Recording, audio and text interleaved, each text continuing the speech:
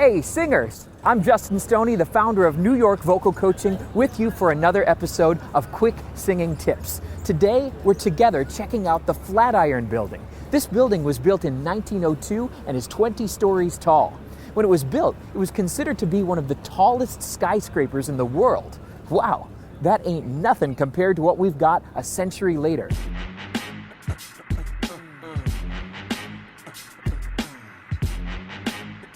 But even though it's no longer a big building, the Flatiron is still a beautiful building. It's a sight that still invigorates my soul, no matter how many times I see it. Yep, it's true. The Flatiron never falls flat. And that leads us to our question for the day from Naomi C. in Sapporo, Japan. Naomi writes, "Dear Justin, I've been told I sing flat. How do I avoid singing flat?" Well, Naomi, that's a sharp question and something that 100% of singers struggle with. But what does it mean to sing flat? Does it mean singing dull, heavy, and boring? Not necessarily. Singing flat just means that you're singing lower than you meant to. When you try to sing a pitch, but you don't quite reach it. Let's remember how pitch works in singing.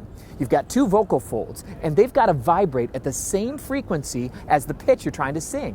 That means if you sing A440, your vocal folds have to vibrate 440 times per second. If you sing a Queen of the Night F6, your vocal folds need to vibrate 1,400 times per second. Now, don't worry, you don't have to be a miracle worker. This is what your vocal folds are designed to do. But if you're singing flat, something's going wrong. Your vocal folds aren't moving fast enough. Most of the time, that's caused by two factors. One is breath, and the other is vocal registration. First, breath. Adding more breath pressure is one way to get those slippery little devils up to speed, and this is particularly true if your tendency is to not sing strongly enough. Some singers lack energy, volume, commitment, intensity. If this is you, then you're likely going flat because you're simply not giving your voice enough breath energy. The second factor is vocal registration. Some singers know how to give their voices plenty of breath energy, so much in fact that their voices become thick, loud, heavy, weighted down. This causes the vocal registration to be too massive. It's like the vocal folds are too thick for their own good. And since they're so thick, they're sluggish. Remember, if the chords are fat, the pitch will be flat. Flat notes often happen at the ends of the phrases when the breath intensity wants to die out. They also occur in descending phrases when the notes end up going too low.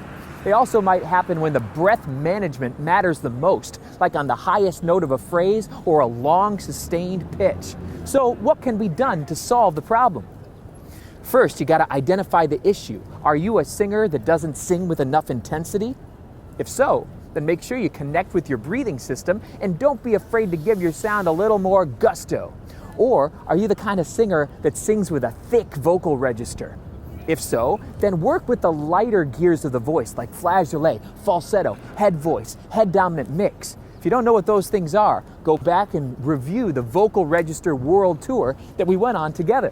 After you've identified the source of the problem, make sure you keep yourself accountable. Record your vocal exercises and your songs. Listen back. See if you hear notes that are falling short of the pitch. Or use a musical instrument. If you can, get near a guitar, a piano, or another instrument. This will help you begin to hear whether or not you're matching the pitches accurately. Finally, if you can afford a voice teacher that you trust, then you can use their professionally trained ears to help you know if you're going flat and why. Here's some other ways that you and I can make sure your vocal journey isn't falling flat.